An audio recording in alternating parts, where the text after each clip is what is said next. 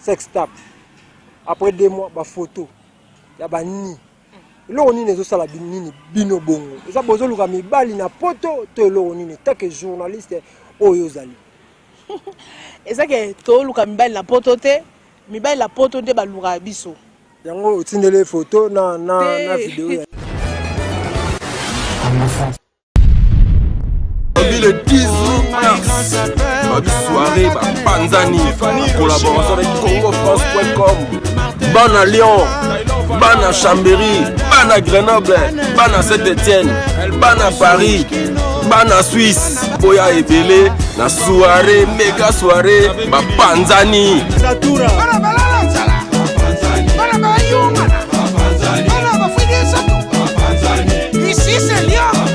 Le 18 mars, na salle ya gauche de Luboya ebele. Ici c'est Lyon. François Valos à Mogador, Modoga Baramboa, déjà au Yabumambo Nanuel. Na Benibinera, tout le monde, le 18 mars, na salle Ulu, na Lyon. Ana balala nzala. Bokolala nzala mokolo wana soirée za kaobe. Ouais, bana Lyon, bana Saint-Etienne, bana aux environs. Dans la bande la soirée, le 18 mars, la carte à Lyon, lieu au Beba, avec un Raimoko Mystère Siatou la pointe. Donc aux Alawana, on s'appelle tout à Lyon. Alors ma date aux Ala Somo, soirée comme on a Panzani, et la carte à Lyon le 18 mars. Tobanango 20h, Tina Tongo, de 20h jusqu'à lobby. Donc on a ma soirée à Kochi Bengue, suite fait. Nous allons à Lyon. Oui, il y a la salle élue. Pati Mengani, Bapanzani, vous permettre de lanzala, mais vous na soirée. Vous bête la fara. Maman est Panzani. Les 18, chez Fabien Lumba, en Mokasi à double S. Congo France, Panzanga Idi. Nous Mandela. Didi Pumba, CongoFrance.com. Avec elle, on va parler sur Makambo Ezoleka na site internet, ndenge ba journaliste. Bazo qui sabatu ba Sony, ba photo, ba vidéo, c'est-à-dire pour ne pas citer le nom, on a vraiment tout à Masolo, na carte de Bisso, Bibiche Momo, elle va faire son entrée. La femme du patron. Patron de Zaranan. Yo lingoye bara vie privée nangai, ba vie privée on ne pas exposer ba photo. On est sa vie privée nangai. Merci beaucoup Bibiche Momo, bonjour. Bonjour. Bonjour Yannick Kouenge, bonjour. Bonjour à toi. Merci beaucoup. Bibi Chimbombo, tout le monde a fait d'ici. A fait d'ici monde journalisme. Au côté quand on est ni. Zaïka Tangela qui tout zaïka l'homo sokeka okaka esengo. Dans les TV tout ça na théâtre parce que là on a remarqué na mboko ba théâtre mingi bazu ba pour ça comme un journaliste. Zaïm da théâtre comme journaliste. Yo zaïm da théâtre attendez. Non, moi je suis d'abord modéliste de formation, donc gradué en modélisme et stylisme. On a créé un motif, pas une industrie textile, journalisme, c'est une passion pour moi. J'ai vraiment formation, donc R 6 classe, Nathalie Gabunabi, il faut na salle, la bise la limité, na salle l'or moro oyo, donc ça passion nangai. Donc, na Congo, on a une formation à Radio Centrale, le bateau Baïbiango, on a une formation à 3 mois. Donc, les lots, donc, on a été mis devant la caméra, batumi baye baraté que non bibi chimo, nous sommes confondants na banaïna. On taille facile, on taille mais moi je le dis carrément, j'ai une formation, dans la notion.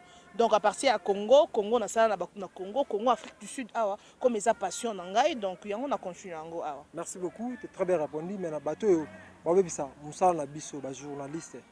Makati Afrique du Sud ça bateau ba utaka na théâtre to bateau pe bon pe batangela ngande yo beti liso. Té omoni et donc musu ekozala pour ça au sala. Mais il faut quand même formation. Et c'est que non, ça mutu musu pas ou taper na théâtre maman aye pe bandi ko sala asala ngo bien. Mais est-ce qu'on m'a bende que non outi na théâtre outi so ki ndenge nini oyo sala comment bebisa musala wande mabe. Mais omoni kozana justement formation moi notion moro ya moi mukina nefis que comment est-ce qu'on ba d'émission annonce des annonces comment est-ce qu'on babilo moro bongo. Ce qu'on a déjà une notion de comment poser les questions, des questions négatives, des questions écocité, inviter à l'eau. Donc, c'est ça l'importance.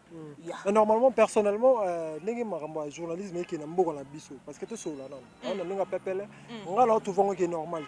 oto bisanga yani ko komi rankine na bato nyonso komi rankine pardon na bato nyonso habité ndenge ekende yo zo mona ndeni parce que yo posa na mama ngambu na ya musala journalisme nde ezokende ke mabe obi ke grâce évolution ou modernisation oyo technologie évoluer surtout dans le monde internet ezokende vraiment mabe au moins soit on continue 5 ans plus tard 6 ans plus tard maman eza sous beauté na soleil mana boss na ngara fingindu donc je te salue en passant depuis Boston boss na ngara ebisanga ma place maman un boss à Boston babil ingénieur Aferine Mobali ya bandefu ya bato maman Belinda donc maman on ezokende 5 ans 6 ans plus tard na évidemment selon que je peux pas citer comme belé ba journaliste ba comme bedon munyo so lali à la muki a comme journaliste au comme journaliste c'est bien bon mais ce que ça on est comme ça là bien pas banzima ba pression p donc c'est ça le problème donc musala ezoke na ngobeba ndesi ngana omona musala ezoke na ngobeba namboka ona bebisi musala namboka o ndesi Congo Afrique du Sud base belé base belé oza musala taka kombo te jamais na tanga kombo na pesa bango gaz mais place bazana ba miyebi ki ba bebisa musala na biso et puis ça kande bosa musala moko besa batu mo bosoka leki devant caméra batu baso critiquer ya oyokina mawanda wana parce que bazui bino nyonso basangisi bino et ça la nga passe on le ka devant osa lo moko te yo kasi soko leki devant caméra leki na banzi ko finga Yannick Wenge oza boye écoute bosa la te bonne ba choka c'est pas ça l'information il faut tout les canaux télévision nous sommes là pour éduquer pour divertir pour informer les gens au bazola ndabiso nanda quand tu passes devant la télé tu n'as pas l'information c'est pas la peine de repasser devant caméra c'est mieux que de revoir dans ndako parce que caméra to les cap c'est bien bon ba polémique ezala nango polémique dans le monde des médias et ça remet ce qu'il faut agir à polémique ni au sala donc ça polémique moro buzoba o bana na ndako ba ko talango atate poni pose wa succès surtout na mboka aux médias et baby mais toujours il y a toujours une différence voilà mais merci beaucoup Bibi Chimomo mais quand ça mboka o to mona ba journaliste ko finga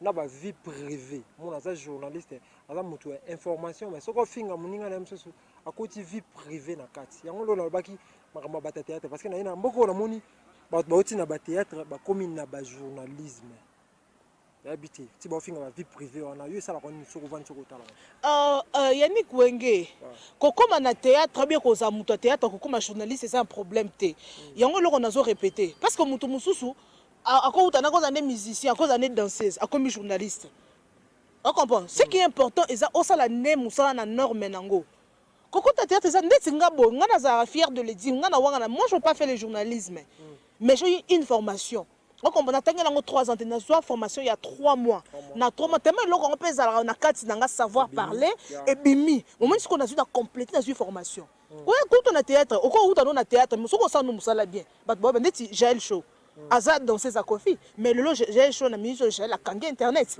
alors ça bon ça la musala ne bien malgré ça on m'a polémique j'ai chaud big zuzubi à toi mais alors ça la musala ne ba confirmer au quoi où tu no théâtre yo sali théâtre mais ko ça ne ce ko musala ko bebisa musala wande mabe wana ce ko menga bata théâtre où tu no théâtre ça la théâtre mais ça nous musala no bien à ta formation kaka ya pamba au ko zo ko ba ka nenya au sala mais ça peut art hein ça peut il faut zapper de l'art de parler faut en peine nzoto na makila ouais dans c'est vraiment Bibi Chimomo va répondre bino bato boko tamangabu ya mboko yo na mondo yo na loyenge ça libo zonga nzela pour ça la bien pour na bebisa réputation à biso ba oyo te na biso to sangisi ba journaliste nyonso siko par rapport à affaire l'autre les 40 Weranson na héritier Watanabe bato alobi belé ba journaliste mbache bango na makamba conflit wana tu te comme wana yo trouva pardon affaire à Weranson entre héritier Watanabe ba journaliste pariti nde ba polémique entre bango mbale yo trouva qu'on est un journaliste te omoni ba journaliste ko cha polémique ko cha conflit entre batu yango on a le beza musa na bisoté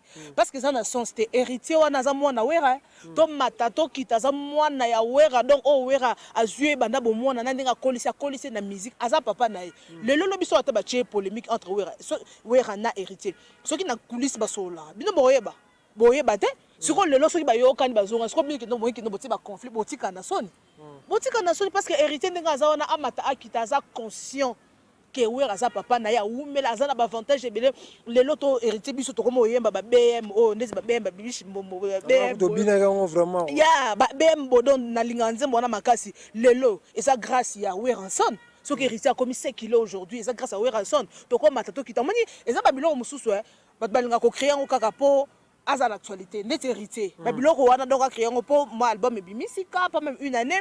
Babiloko donc ils ont créé et ça la moi gaz quoi, moi baise quoi. Au moins il met consciemment hérité que non oui rasa papa ne amata qui t'a manqué respecté.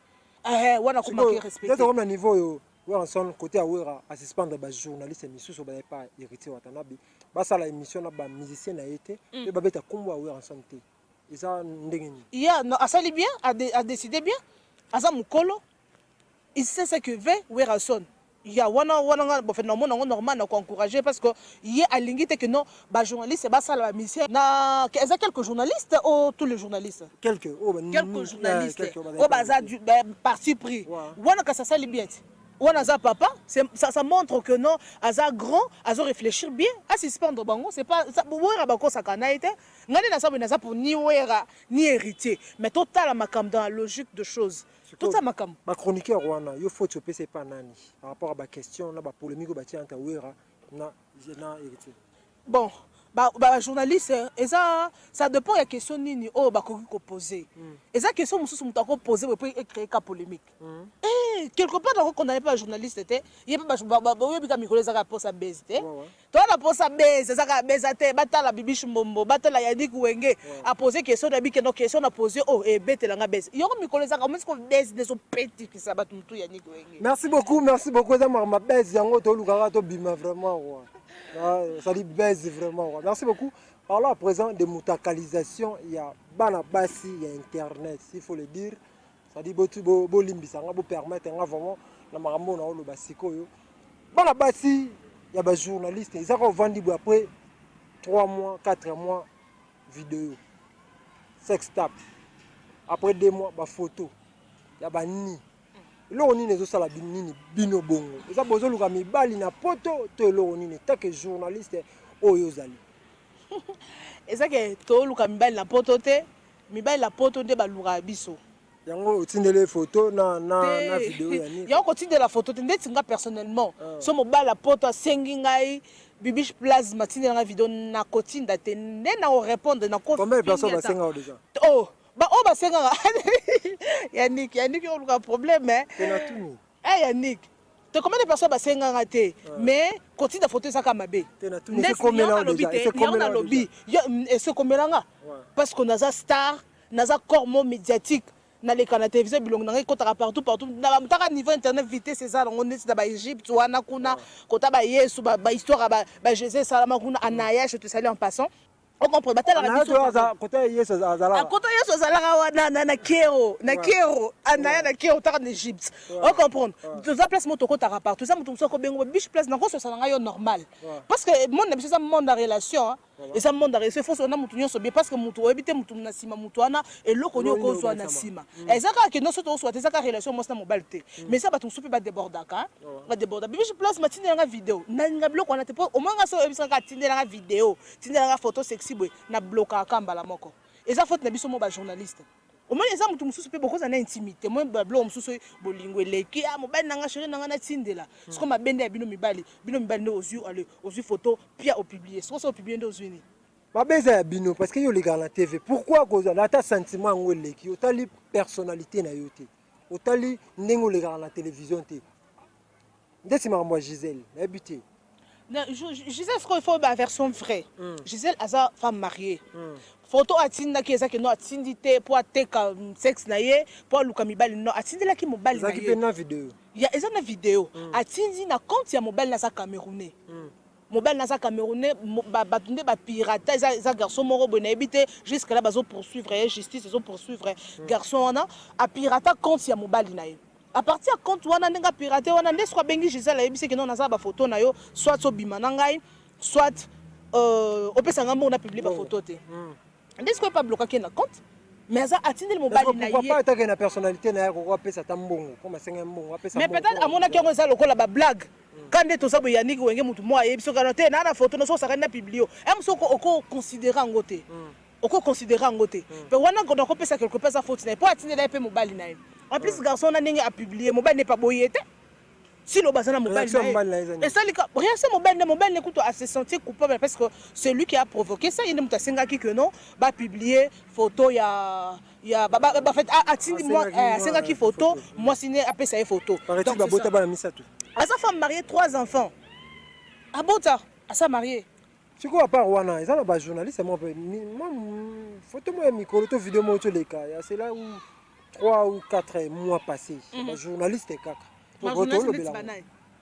il y a Karim Mokonzele kana il y a grâce soki tembo soki nani il y a journaliste ebele oh ba sala ba photo et bima oh to zapeta ya lobela tete kasi nyonso wana ta ba Karim Mokonzi ta ba grâce tembo bongo nyonso wana ba sala photo pour Karim Mokonzi moko aloba na be mission aleka aloba que non ezaye awara te mais ce que zande mobile kasando bimane kasi on ba kamibali kana bino bebisati bolingo tellement leki envoie-moi la photo s'il te plaît je veux voir ta photo ngaso mutabandeli ngabo na bloquer ke déjà linga ba je wana te parce que ba combien de personnes au ba senga déjà ba bloquer yo za posé baka comme nombre de non to so la ba photo ba ta biso ba ta moi que non oh ba yebi coupable ati ko senga oye yadi ko luka makambo yadi ko luka makambo donc on va dire que ça va zenga ya on abi eza mabe soko so na bibi plasma omoninga nako tinda ata no linga ata mobala nga lelo no tindele photo te yo senga no te akosanga ba je te ngana senga kutu biloko ba film ba photo kutu déjà ya pornographie ba photo sexy natala ngo te pourquoi na linga ngo te ebenda ba mari de nuit ebenda mari de nuit ebite oh ya solo obeda ba mari de nuit cameraman ça c'est maebi Aisha Kobi na simaebi ebeda ba mari de nuit ba photo pasa ilolo karambongo pasa ilolo karambongo la pesa mbote na bise pasa ilolo est-ce que ebenda ba mari de nuit mandanga pasa ilolo kuta ko singa ba photo wana te jamais pasa ilolo afandi ka boy auto tindelanga photo boy na neni jamais yo meka o senga ngo pete o tuna ngo pete senga ba photo na tenga so biso ne ça c'est normal ba benga biso ba déranger biso c'est qui est vrai c'est pas que non quand on passe à la télé toi bandumba non toi bandumba te laisse nga bichi place non pour ba nyuso ba kanisa biso que non ba fia na télévision ba bandumba non ba bandumba te ngana le kana TV na sala musala na ngana sala émission na ngana CDC vie privée na ngana ça n'engage que moi-même bichi plasma Olobi o sala ngo te sena rola que photo na on minute à plein émission. Ouais. Chaque fois la kisanga photo. Danda. Photo la kisa. Rola que photo na yo. Rola que photo na yo pour le monde lobi trop vraiment quoi. Tala ya unique. Rola que photo na yo. La kisanga photo.